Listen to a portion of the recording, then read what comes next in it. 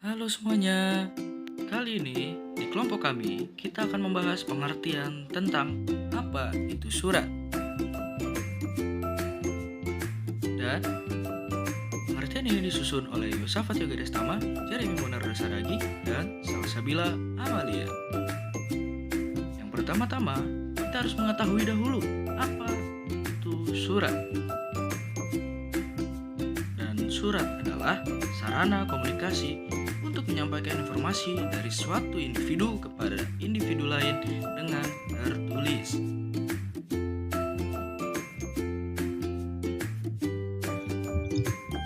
Dan yang akan kita bahas untuk selanjutnya adalah langkah-langkah yang tepat dalam membuat surat. Yang pertama, ada langkah pengonsepan. Apa itu? Konsep surat sering juga disebut sebagai draft. Dalam membuat surat, kita harus membuat terlebih dahulu konsepnya secara tertulis di atas kertas maupun di atas kertas bergaris.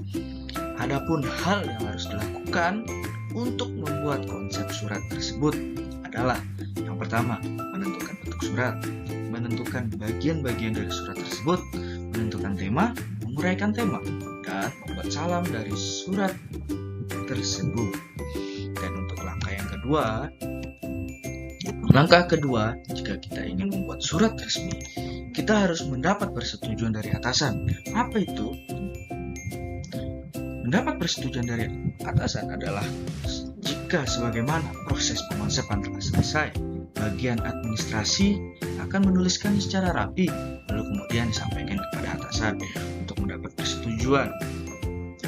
Dan jika atasan telah mengeceknya, dan jikalau masih ada kesalahan atau sesuatu yang tidak berkenan dalam surat tersebut, maka surat tersebut harus diganti atau diperbaiki atau direvisi terlebih dahulu sebelum menuju ke langkah selanjutnya. Dan jika sudah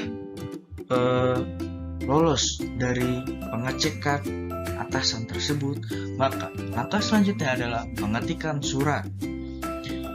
Dan untuk mengetik surat, kita harus melakukannya secara rapi. Pengetikan dilakukan harus secara benar, teliti, dan dicetak dalam kertas. Dan langkah selanjutnya adalah penandatanganan surat. Dan yang berkenan untuk menandatangani surat adalah atasan yang bertindak sebagai orang yang bertanggung jawab atas isi surat tersebut. Dan langkah selanjutnya adalah pengesahan surat. Apa itu pengesahan surat?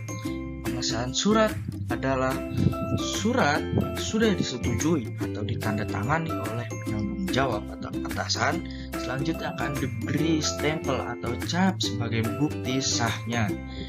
Hal ini dilakukan sebagai tanda bahwa surat tersebut telah resmi dikeluarkan atau diluncurkan oleh organisasi atau perusahaan.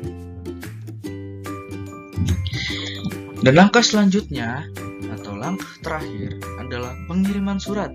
Setelah surat telah selesai ditandatangani atau disahkan, langkah selanjutnya yaitu mengirimkan surat kepada pihak yang dimaksud di dalam surat. Pengiriman bisa dilakukan secara langsung atau melalui kantor pos setempat. Lalu, kita akan membahas tentang mengenal dan memahami bentuk-bentuk surat.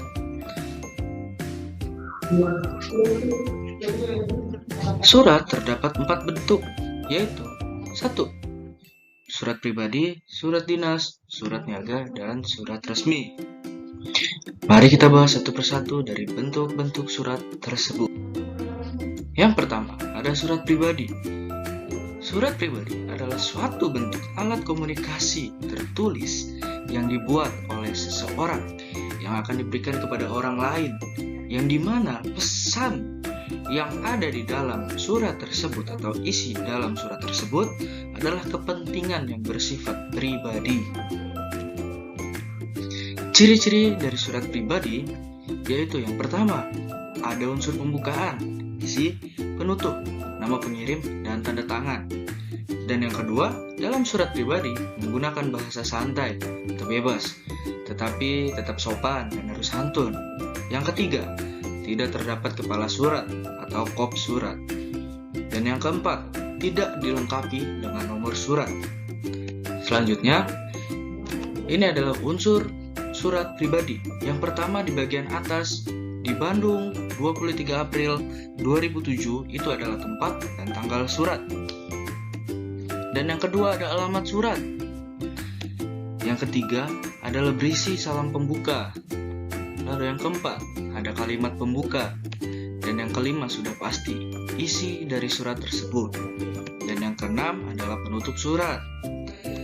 Dan yang ketujuh itu ada salam penutup. Dan yang kedelapan ada nama dan tanda tangan.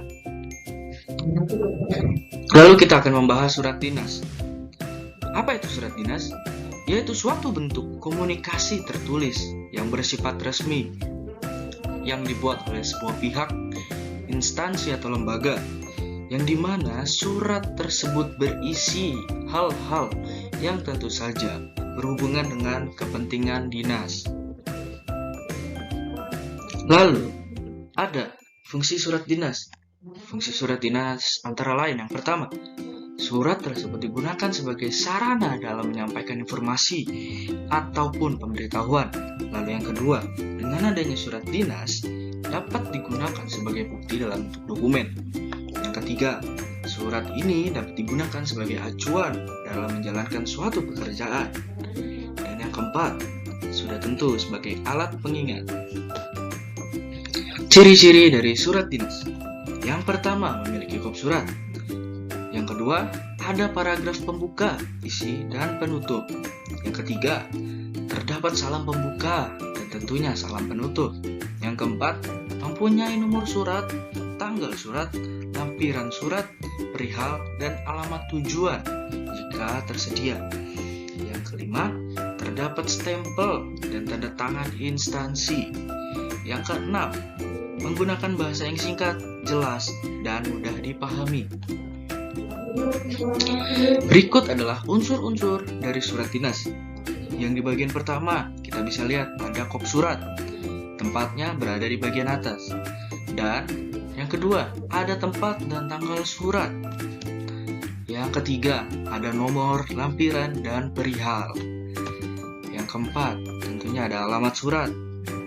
Yang kelima, ada salam pembuka. Yang keenam, ada isi surat. Yang ketujuh, ada penutup. Yang kedelapan, ada salam penutup. Yang kesembilan, ada nama dan tanda tangan. Selanjutnya kita akan membahas surat niaga. Apa itu surat niaga? Yaitu surat yang berisi persoalan-persoalan niaga. Dan surat ini dibuat oleh suatu perusahaan, di mana surat ini digunakan untuk keperluan proses jual beli yang menyangkut jual beli barang ataupun jasa. Dan surat resmi. Apa itu surat resmi? Adalah surat yang digunakan untuk tujuan keperluan yang bersifat formal oleh pihak-pihak perorangan, lembaga, maupun suatu instansi tertentu. Berikut adalah contoh dari surat resmi. Dan ini adalah bukti dari hasil diskusi kelompok kami. Dan sekian dari kelompok kami. Akhir kata,